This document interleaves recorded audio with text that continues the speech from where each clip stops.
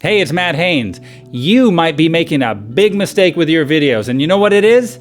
Putting up with bad lighting. If your lighting looks unprofessional, viewers are going to start looking around for other channels. But the good news is, good lighting doesn't have to cost a lot of money. In fact, some of the best lighting can be free. In this video, I'm going to help you instantly improve how you light people, whether it's lighting yourself or lighting someone else. If you're new to making videos, the biggest problem is just not thinking about your lighting at all. If you can recognize that lighting is important and can be changed, and that last part is crucial, then you're already making progress. Even something as simple as just moving your camera around to see what looks best is a step in the right direction. Now, the first thing to ask yourself is, where's your main light coming from? Now, in your scene, you may have multiple light sources, but it's really important to have one main light source.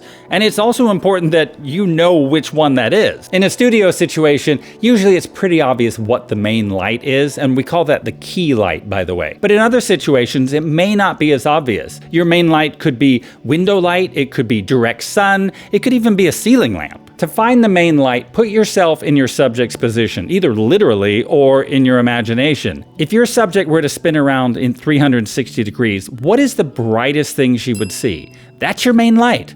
And the direction is important because good lighting is largely about where the light is coming from. Here are 2 rules to help you find good light. First rule, when your subject is looking directly at the camera, she should be able to see the key light somewhere in her peripheral vision. If she can see the light, it means that her eyes and eye sockets are being lit up, and viewers generally like to see the eyes of your subject. Second rule, the light should be coming from above, but not too far above. Imagine a line shooting out from your subject's nose. Okay, the light should be above that line. However, if you take your light too far above that, then the eye sockets won't be lit anymore. Keep the number 45 in mind. Your light should be no more than 45 degrees up from the subject and 45 degrees to either side of the subject. You want to avoid light coming from overhead, and you also want to avoid it coming from below, unless you're shooting a horror movie. And you also don't want to backlight someone, because then you just have a silhouette. In fact, overhead lighting can be just as bad outdoors as it is indoors. This sun directly overhead, it's making dark shadows in my eye sockets.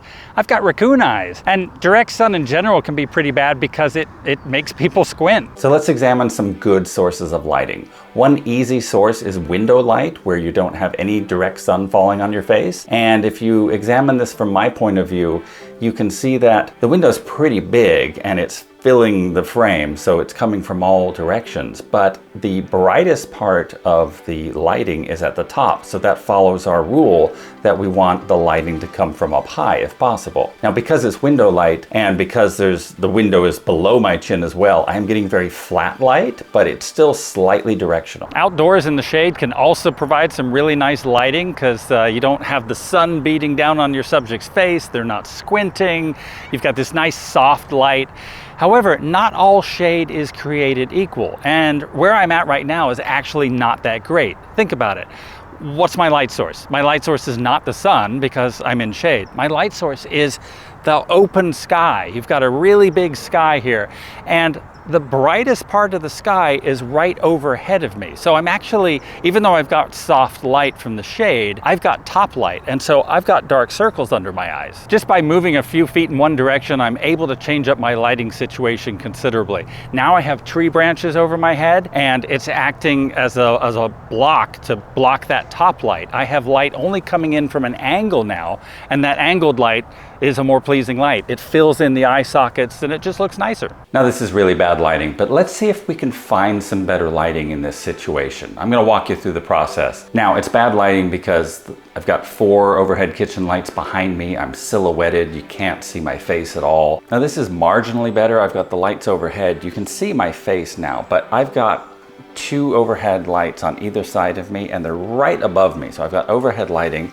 I've got dark shadows in my eye sockets, I've got competing shadows from those 2 lights, and it's not that great. So following our rules of lighting again, we have to have one main light source on our face. We don't want competing lights. So instead of using multiple lights from the ceiling, I've come down one end of that row of lights. And so the one on the end of that row is my main light, and all the other lights just kind of fall off behind it. And because I positioned that one main light at a 45-degree angle and right over my face, I actually have paramount or butterfly lighting on my face. and lighting is a lot more pleasant than in the other scenarios. When I was just starting out, I taught myself lighting, and the way I did it, I just got nerdy and I went to the hardware store and I got this kind of shop lamp that was on a stand, and I think it was like 30 bucks or something. And I just moved it around in different locations and took pictures just to see what things looked like. And you're really gonna help yourself if you just, take control of your own education and experiment. See what you can come up with. See what different lightings look good and look bad. You know what's worse than bad lighting? Bad audio. The #1 mistake that new YouTubers make is putting up with bad audio. The good news is it's as easy to fix as bad lighting if you just follow a few simple rules. I've made a video that will quickly help you bring your audio up to professional standards. So click right here and let's go check it out.